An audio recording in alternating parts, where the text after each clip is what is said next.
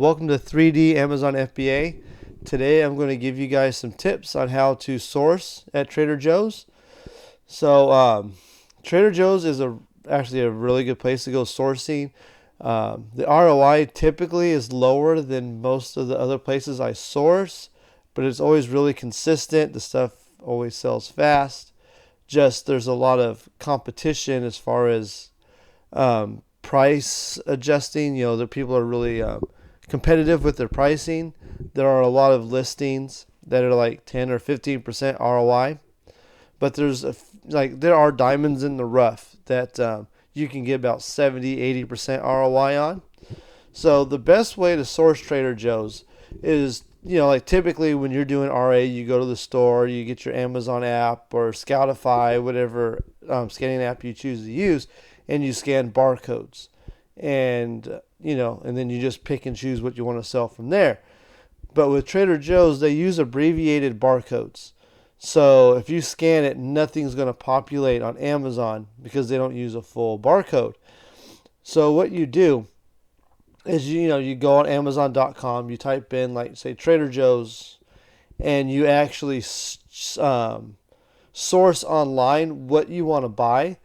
So obviously you're going to look for the fastest moving products, things that look like they're going to have, a good return on your investment.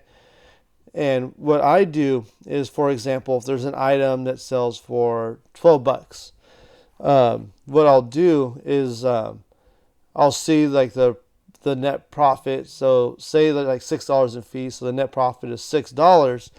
So I'll write on a shopping list, like, I don't know, Trader Joe's seasoning selling for $12. Net profit like before like purchasing the product is $6. So if it's $3 or less, I'll be happy to buy it. So I'll write the Amazon price, the fees, and the what I'm willing to buy the product for, so I can make a good shopping decision. So if I say I need to purchase, an item like, I don't know, seasoning for $3 to make profit on it that I'm happy with, and I go to the store and I look for that item, and if it's selling for $4, then I won't buy it because it doesn't meet my criteria. So that's like the first tip I have. The second one is there are like items that'll still catch my eye that maybe I didn't see online. So you want to use the Amazon Seller app, and you want to scan the front of the box, and 9 times out of 10 it populates the proper item, and you can see, like, the sales rank and everything like normal when you scan the front of the packaging, and then you just go through the motions to make the proper buying decision. Another tip for Trader Joe's is you typically don't want to let them know that you're reselling the product. They are not reseller friendly. Typically, I've had the only time I admitted I was selling product, because normally I'm like, yeah, I'm just going to sell this on Amazon. I don't think it's a big deal. But the dude got like extremely hostile with me. And when I go into Trader Joe's, they've asked me several times, "Oh, are you selling this in your store?" And because of my first experience, and I've seen other people on YouTube like have other similar poor experiences with people getting hostile with them at Trader Joe's.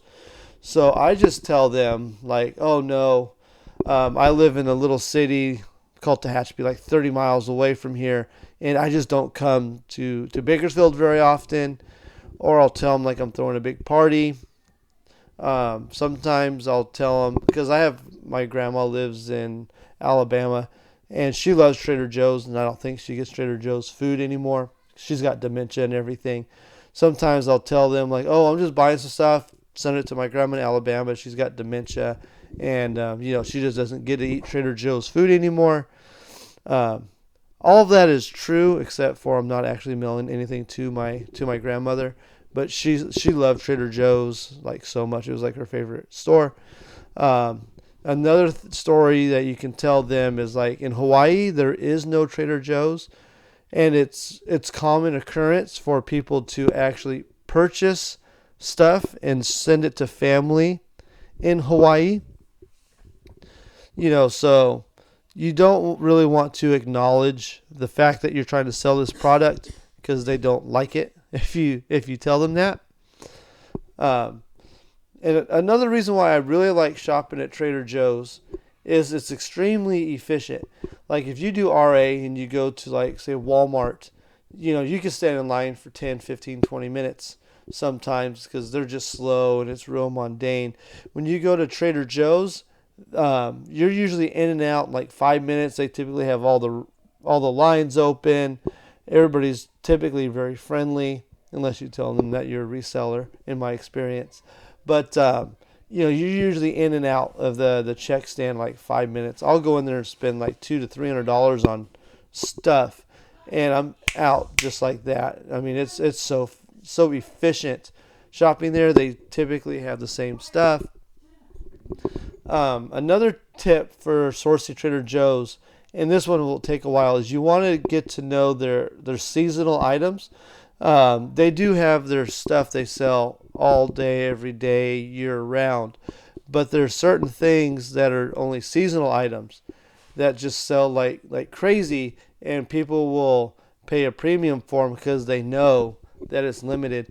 So like for example, they had about 20 or 30 different pumpkin items in November, and people were paying like almost 3 times as much for the pumpkin items because they know Trader Joe's isn't going to carry it till next year. Like they just got into the spring stuff about a month ago, and that stuff is just selling like fire. The stuff that they just recently got in. So those are my primary tips for sourcing Trader Joe's. I strongly recommend sourcing there. Everything in the store is profitable, but it might not be profitable enough to make it worth your time to buy it. But everything in the store is profitable. Most things do sell pretty quick. So I recommend checking out Trader Joe's. If you guys like the video, if you like and subscribe to the channel, I would really appreciate it. It really helps me out. Thanks for watching.